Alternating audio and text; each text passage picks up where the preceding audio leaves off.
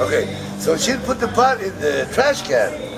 And I said, hey kid, go throw the trash out. So the guy would come out from the prison, go with the trash can out. And we were all waiting, my people were already, because there were some, homies from the Baja that were abusive and wanted to get weed for free and everything.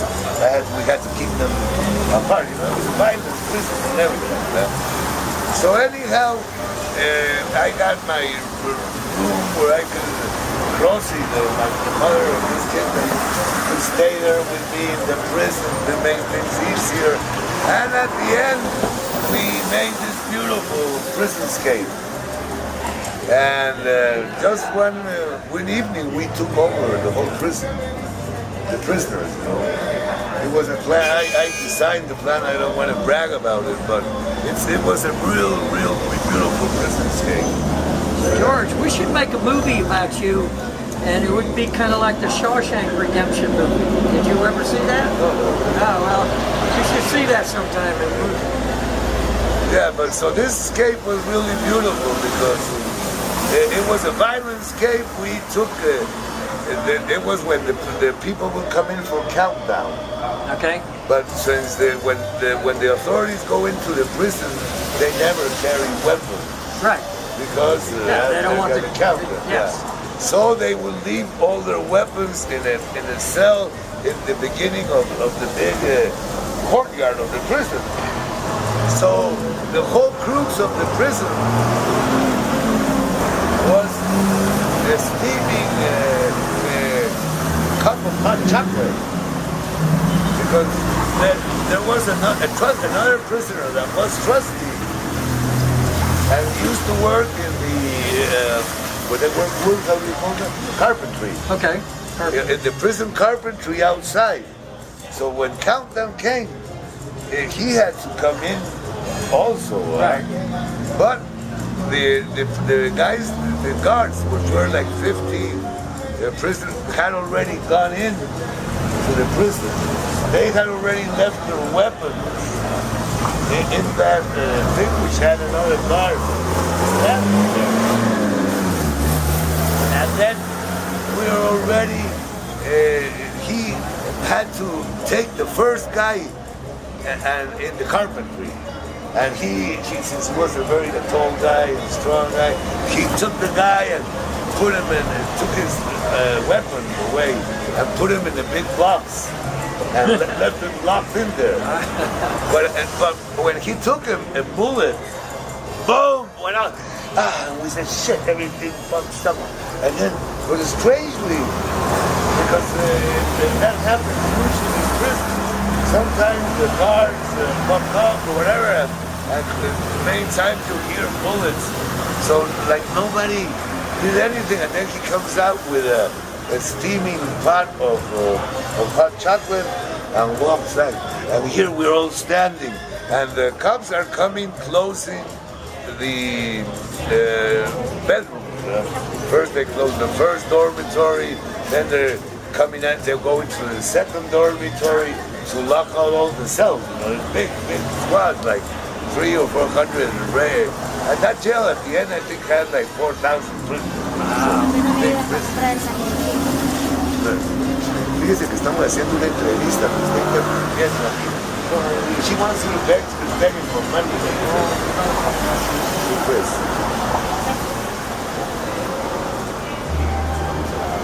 Well, guys, I don't know if it's true or it's not, but I feel sorry. The name might be true. I usually would help them. But. So here comes the guy with this big chocolate steaming thing and arrives at the place where all the weapons are left. And then they open the door so he can go in, but he goes to the guy and says, "Do you want a cup of chocolate?" And the guy says, "Oh, sure, thank you." So like, remember, this is a trustee, a prisoner that's been already like 15 years in prison. He's got other 15 years to go. But they used to be a cop in the streets and they more or less trust him.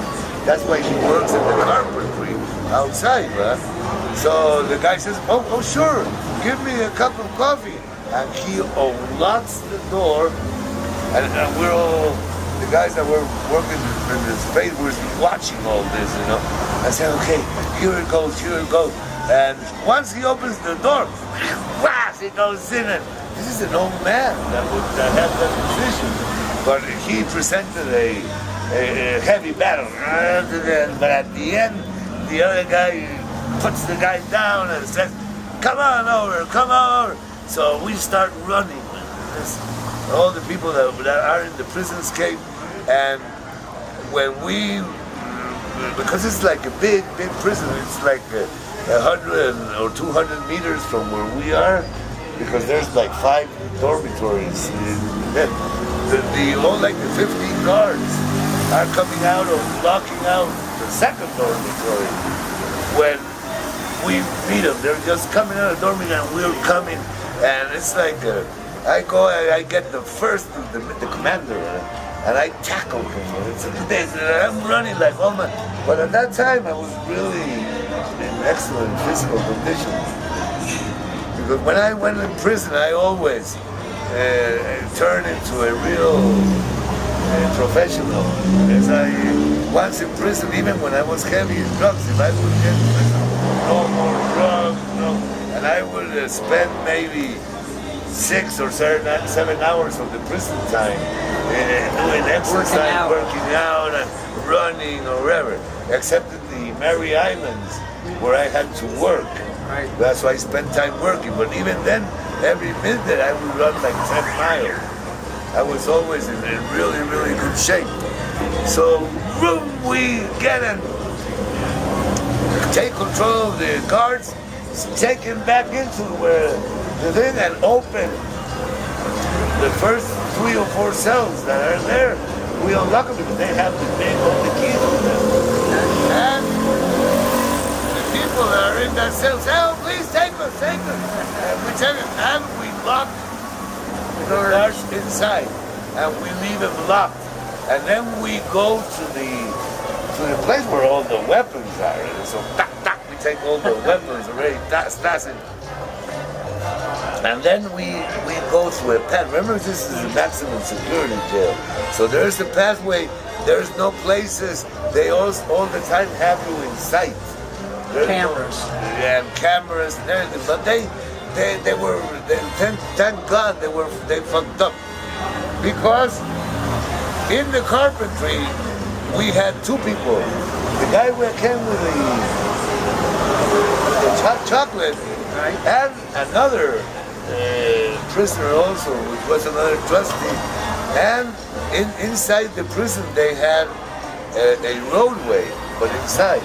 So the prison had, there was like the prison, and then they had like a 10, like that high fence, okay, a metal fence, and then a road outside where a patrol car was always going around. And then they had walls like that height, big walls.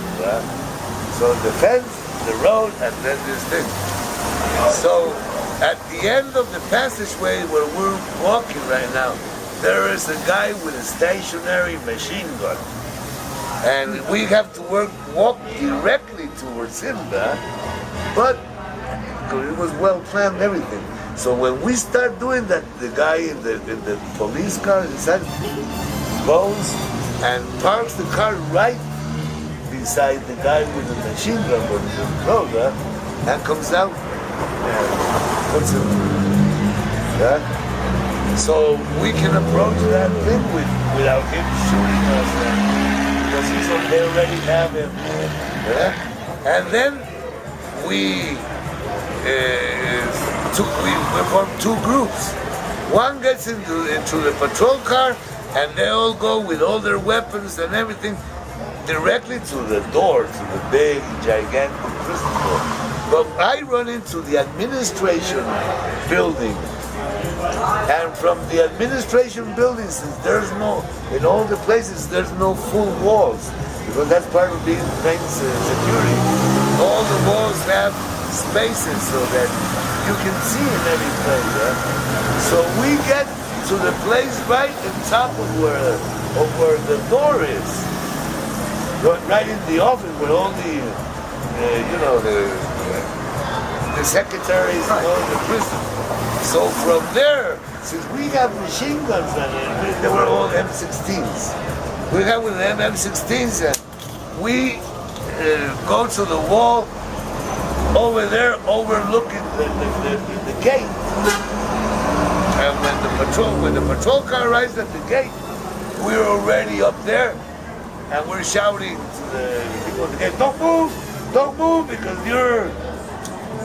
So the guys get out from the patrol car, they take the weapons from like 20 people that are there's like 10 inside and 10 outside the door. And we all take all the weapons from them and we're outside into the big street, So this prison is like 20 miles out of Mazatlan City. Out in Mazatlan is a coastal city. There's no mountains near, but it's coast, right? And we're out. And I come out and run out from the administration building, and they're already closing the door again.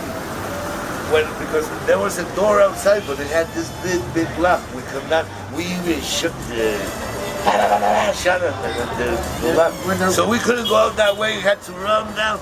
And they were already locking the door when we kind of open up again. But remember, these guys don't have weapons anymore, right? And we have the machine guns and everything. So we get out into the street, and when it's like 7 o'clock at 6:30 at night, and it's twilight already, And we're out, and then the patrol car is, and you can see rifles going out of the car. But we have like 60 or 70 rifles of all the guards from the prison, all the weapons. And then we go out and they stop and say, hey, come in, into the patrol car. And we drive into the roadway, but in the roadways, when I told you, I said, okay, fellows, I'm getting out here. They said, no, come with us, Benita, Jorge, Benita. No, guys, no. You're going to the mountains, and I'm going to the city. I've always thought that, it's like the guerrilla movement. It's easier to have an urban guerrilla movement than to have in the mountains. Because in the mountains, you're really obvious. Either you are one of the guys from the mountains, you're a good guy or bad guy. Yeah, you're an outsider. It's really obvious. But in the cities, you can get lost immediately. Many strange people. You're just another fellow in the street. Yeah. But in that Mazatlan, I had never been in Mazatlan City ever in my life, But what helped me was that in the first jail that we opened to put the guards in, 2 guys came out. One they called El Gato. And he cat. Yeah, the cat, because he got green eyes. He was from Mazatlan. So he knew the town. He knew the town. Okay. So when I didn't go, I went with El Gato and with the Bulldog. That was his nickname, the Bulldog. What is that? It's a bulldog, Bulldog. The Bulldog, Okay. That was with his nickname, the Bulldog. And he was the guy that used to work in the office of the administration that would win the week. In other words, the Bulldog had already finished his sentence.